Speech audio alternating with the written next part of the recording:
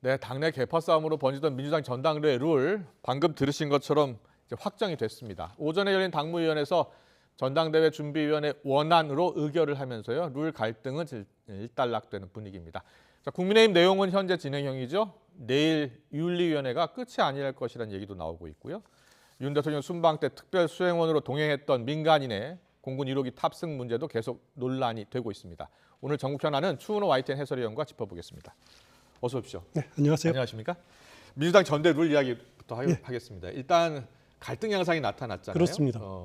봉합이 됐다고 볼 수 있습니까? 예, 이제는 봉합이 되고 양쪽이 조금씩 양보를 한 겁니다. 그래서 봉합이 됐다고 이렇게 생각이 되는데 네. 큰 틀은 그동안 논란이 됐던 것 중에서 예비 경선, 당 대표 예비 경선은 여론조사 30%를 반영한다. 그리고 네. 70%는 중앙위원회, 그리고 최고위원 예비 경선은 100% 중앙위원 투표를 하고 여론조사를 안 한다라는 것이 하나의 그 요지고요. 네. 또 두 번째는 최고위원 투표의 경우에는 이거 본경선도 본경선입니다만은 1인 2표제 네. 현행대로 한다. 권역별 투표는 안 한다라는 것으로 정리가 됐는데 여기서 이제 논란이 되는 것이 왜 중앙위원회 투표에 이렇게 민감하느냐? 권역별 투표에 왜 이렇게 민감하느냐, 누가 민감하느냐라는 부분이거든요. 예. 어제 친명계 의원들이 반대 성명을 내고 했는데 제가 보기에는 가장 반대 입장을 내는 것이 친명계 중에서 수도권 출신 출마자들입니다. 왜냐하면은 예. 그 중앙위원회라는 조직이 어떤 조직이냐면은 그 국회의원들 그리고 지역위원장들 또 지방자치단체장들 또 중앙당의 국장 이상급들 이렇게 오랫동안 정당 활동을 했던 분들입니다. 이분들은 개파에 속해 있거든요. 그렇기 때문에 친명계를 입장에서는 당내 개파가 약하니까 이분들의 입장이 많이 반영되면은 내가 좀 손해다. 그렇군요. 이런 생각을 할 수가 있는 거죠. 예. 반면에 이제 권역별 투표에 왜 이렇게 민감하게 되냐면은 권역별 투표는 이제 4개 권역으로 나눠집니다. 서울 포함해서 수도권, 영남, 호남과 제주 그리고 충청, 강원 이렇게 되는데 각 권역마다 투표 인수가 다릅니다. 수도권은 한 33만 되는데 영남권은 7만 8천밖에 안 됩니다. 그렇군요. 그래서 한 표는 무조건 그 권역을 찍으라는 거거든요. 네. 그렇게 되면은 수도권에서 경쟁이 굉장히 치열하겠죠. 왜냐하면 지금 친명계 강경 의원들 최고위원 출마하려고 하는 의원들 보면은 대부분 수도권 출신들이거든요. 네. 그러니까 수도권 자기들끼리 경쟁이 치열해지니까 그것을 없애야 된다라고 요구를 했던 거고 그 요구는 받아들여진 것 같습니다. 알겠습니다. 그런데 사실은 임종석 전 대통령 비서실장도 어저께 사실상 이재명 의원을 저격했잖아요. 그렇습니다. 네. 그래서 이게 86세대의 의지가 담긴 것 아니냐 이런 해석도 나왔거든요. 일단 친문 진영이 이 이재명 그 의원을 보는 비판, 그 시각이 연장선이다 이렇게 보시면 될 것 같은데 네. 일단 어제 임종석 전 비서실장의 멘트를 보면은 염치 없다, 창피하다, 화가 난다. 이거는 같은 당 동지로서 하는 말이 아니라 완전히 이거는 적을 대하듯이 그렇게 예. 엄청난 저격을 했는데 그러면서 이제 표현한 것이 뭐냐면은 이재명의 민주당은 광주의 질문에 대한 답이 될 수 없다라는 표현을 했어요. 네. 저기서 광주의 질문이라 하면 최근 투표율이 크게 낮았죠. 단순히 예. 그것뿐만 아니라 광주 민주화 운동부터 해가지고 한국 현대사의 광주라는 부분이 어떻게 보면은 그 민주화 운동의 중심이 아닙니까? DJ의 정신을 가장 잘 살리고 있고 또 노무현 정신이 이렇게 경선 과정에서 만들어진 부분들 그런 것을 포괄해서 말하는데 예. 그러면은 임종석 전 비서실장이 말하는 광주의 질문의 해답은 누가 될 것인가? 그러면 이낙연 전 대표가 되는가? 그건 아닐 거거든요. 네. 자신도 나름대로 그 염두에 두는 것 아니냐? 이런 추측도 가능합니다. 그렇군요. 물론 임종석 전 비서실장 그 현실 정치와 거리두기를 하고 있지만은 어떻게 보면은 반 이재명 정선에 자신이 중심에 서겠다 이런 뜻도 담겨 있는 것은 분명해 보입니다. 알겠습니다. 그리고 비대위 박지원 전 공동 비대위원장 전대 출마 불허 결정을 했잖아요. 그렇습니다. 이것은 뭐 확정이 된 겁니까? 그렇습니다. 이제 박지원 전 비대위원장은 출마하고 싶어도 나올 수가 없는 것으로 정리가 됐습니다. 아시다시피 박지원 전 비대위원장은 이재명 고문이 피가 반 그런 정치인입니다. 그렇죠. 그리고 비대위원장 될 때도 이재명 고문이 1시간여 동안 설득을 해서 된 건데 어떻게 보면 이재명 키드거든요. 이재명 아바타라고도 이렇게 놀림감을 받았었는데 박지원 전 비대위원장이 그런데 최근에 들어와서는 대표 출마 논란이 일때부터 이재명 의원을 굉장히 공격하고 이렇게 척을 지습니다. 그것은 결국 어떻게 보면 이재명을 극복하지 않으면은 자신의 정치적 미래가 없다라는 그런 생각을 했던 것 같아요. 그렇군요. 그런데 예. 어찌됐든지 간에 기성 정치에 막혀서 대표 출마조차도 봉쇄당했다. 그것은 저는 나쁘지는 않다고 봅니다. 네. 박지원 전 비대위원장이 커가는데 어떻게 보면은 기득권, 꼰대 정치에 날개 꺾인 정치인 그런 이미지 살려가는 건 나쁘지도 않고요. 예. 하지만 박지원 전 위원장이 염두에 둘 건 뭐냐면은 아주 좋은 정치적 자질을 많이 갖추고 있어요. 예. 하지만은 그렇다고 훌륭한 리더가 되는 건 아닙니다. 전에도 한번 제가 말씀드린 바 있는데 좋은 품종의 포도라고 다 좋은 와인이 되는 건 아닙니다. 숙성의 시간이 필요합니다. 예. 박지원 전 위원장도 이제 말로뿐만 아니라 본인의 행동 그리고 본인의 이렇게 소통, 공감 능력 이런 것들을 키워나가는 숙성의 시간을 좀 갖기를 바랍니다. 그렇군요. 네, 박지원 전 비대위원장은 감언이설로 이용해 먹고 토사구팽 당했지만 굴하지 않겠다라면서 정치를 계속하겠다는 뜻을 밝혔습니다. 내일은 이제 이준석 대표 징계위, 원래는 이제 윤리위인데 징계를 논의하는 거죠. 그렇습니다. 근데 징계 결과가 바로 안 나올 가능성이 있다는 얘기가 조금씩 나옵니다. 시간이 많이 걸릴 겁니다. 일단 이준석 대표가 현장에 가서 본인의 소명을 할 부분들도 있을 거고 질의응답이 진행이 될 거고요. 그리고 윤리위원 간에서도 아주 그냥 난성 토론이 벌어질 가능성이 큽니다. 윤리라는 조직이 독립 조직이기 때문에 사실 누구도 잘 결과는 예측하기는 어려울 겁니다. 예. 하지만 그동안 여러 번 연기가 됐었고 징계 결론을 빨리 내리는 것이 지금 낫다. 내일 밤을 새더라도 바로 마무리돼야지 계속 끌수록 당과 그리고 윤석열 대통령의 지지도에 아주 불리한 그런 영향을 미칠 수밖에 없기 때문에 아마 윤리위원들도 결론을 내려 노력을 할 겁니다. 네, 징계 결정이 나온다면 이준석 대표가 어떻게 대응할지 여부도 궁금하고요. 그렇습니다. 예. 만약에 이제 경징계가 내려지더라도 우리가 생각할 수 있는 것이 이제 이준석 대표 힘 빠진 호랑이가 되지 않겠습니까? 예. 그래서 아마 당을 통솔할 능력은 상실할 겁니다. 그것만으로도 어떻게 보면은 이제 이준석 대표가 척을 졌던 윤핵관은 목표를 달성한 것이다라고 볼 수도 있겠지만은 예. 만약에 이준석 대표에게 대표직을 수행할 수 없을 정도로 징계가 내려졌다. 예를 들어서 당원권 정지라든가 이런 것이 내려졌다라고 하면은 이준석 대표는 아마 강경 대응할 겁니다. 강경 대응이라고 하면 어떤 대응을 할 수 일단 있을까요? 당연히 당내에 재심 청구할 수 있으면 할 거고요. 예. 일단 법정 공방으로 끌고 갈 가능성이 높습니다. 효력 정지 가처분 신청을 한다라든가 라는 식으로 끌고 갈 가능성이 상당히 크고요. 그러면 이제 문제가 뭐냐면 이준석 대표 역시 꼰대 정치, 기득권 정치에 날개가 꺾인 정치인의 이미지로 남을 가능성이 높습니다. 그건 이준석으로만 끝나는 거냐? 그렇지는 않을 것 같고요. 예. 이준석 대표가 상징하고 있는 20대 남성, 2대 남이 지지가 보수 정당에 대한 지지가 철회될 가능성이 상당히 크지 않습니까? 예. 그들이 보기에는 어떻게 보면 이준석 대표 만약에 징계한다면 징계 사유가 뭡니까? 품행이 방정받지 못하다.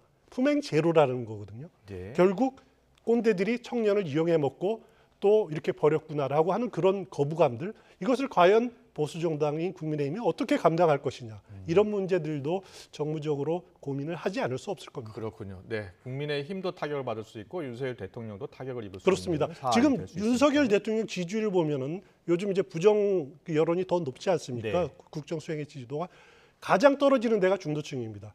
또 하나가 20대층이 굉장히 떨어지고 있는 부분들이 있거든요. 다 이런 당내 갈등들이 반영이 돼 있다, 이런 식으로 보시면 될 것 같고요. 만약에 징계가 현실화되고 이준석 대표와의 싸움이 이제 이전 투구가 벌어진다면 20대가 지지율을 철회할 가능성 저는 굉장히 크다라고 생각이 됩니다. 네, 그런데 또 만약에 징계가 이루어지지 않는다고 하더라도요. 지금 윤핵관과의 갈등의 골이 너무 깊어서 그렇습니다. 이게 수습이 안 될 것 같다라는 의견도 있어요. 그렇습니다. 수습되기는 쉽지 않을 겁니다. 예. 일단 앞서 말씀드렸듯이 징계가 안 되더라도 아주 호랑이도 이제 더 이상 호랑이가 아니라 고양이 같은 그런 모습이 될 거고, 이것뿐만 아니라 이준석 대표를 흔들려고 하는 윤핵관들의 움직임은 계속될 겁니다. 왜냐하면은 윤핵관의 목표는 뭐냐면은 이 당을, 국민의힘을 내후년 총선을 앞두고 빨리빨리 윤석열 대통령의 충위 정당으로 만들어야 되는데, 거기에 맞지 않는 사람 존재가 하나 이준석이라는 존재가 있는 거거든요. 네. 빨리 정리가 돼야 된다라고 하는 생각이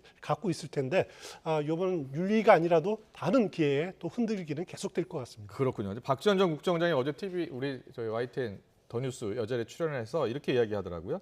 이미 루비콘강을 이 대표가 건넌 것 같다. 끝까지 싸워야 되지 않겠냐 이렇게 이야기하면서 대통령한테 잘못 보이면 살 수 있는데 대통령 측근한테 잘못 보이면 오히려 죽는다 이런 얘기 하더라고요. 그렇습니다.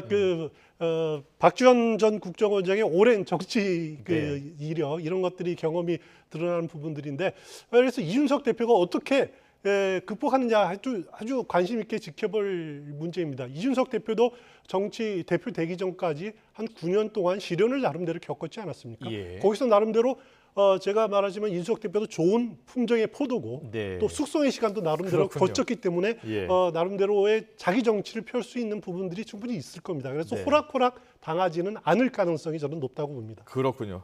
알겠습니다. 이런 가운데 윤석열 대통령 나토 정상회의 순방길에 대통령실 직원이 아닌 민간인 신분의 한 여성 한 명이 동행한 걸로 알려지면서 논란이 되고 있습니다. 대통령 전용기를 함께 탄 건 물론이고 숙소였던 현지 호텔에도 투숙했다고 전해지고 있습니다. 관련 영상을 먼저 보고 오겠습니다.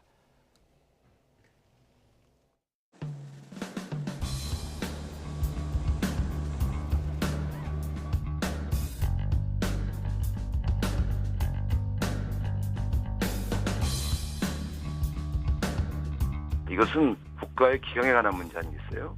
국정농단의 주범이 최순실 씨는 네. 박근혜 대통령의 오랜 지인이고 최순실 씨가 박근혜 대통령으로부터 무슨 보수를 받았습니까? 근데 국정농단 사건이 생기는 거잖아요. 그냥 단순히 놀러 가고 따라갔다 그런다면 문제가 되는 거지만은 공적 임무 수행하는데 보조를 하고 지원을 하고 했다 그런다면 그 범위 내에서는 공적인 역할을 한 거예요. BTS 수시로 뭐 해외 방문할 때마다 동원해가지고 같이 무슨 뭐 퍼포먼스도 벌이고 그랬잖아요. 문재인 대통령이.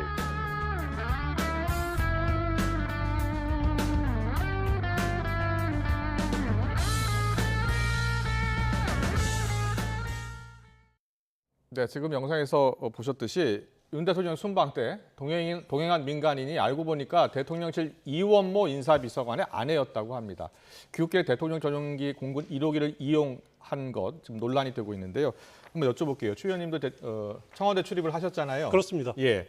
그런데 민간인이 공군 1호기에 탑승할 수 있는 겁니까? 탑승할 수 있죠. 일단 네. 기자도 민간인입니다. 그렇네요. 기자도 민간인이고 예. 또 때로는 이제 경제인들 이렇게 같이 대통령 동행할 때 경제인들이 탑승하기도 합니다. 네. 그리고 과거에 제가 찾아보니까 이명박 정부 때 엄홍길, 허영만 이런 분들도 그린란드 이렇게 방문할 때 같이 탑승하는 그랬군요. 분도 있습니다. 예. 하지만 이번 경우는 굉장히 다른 경우입니다.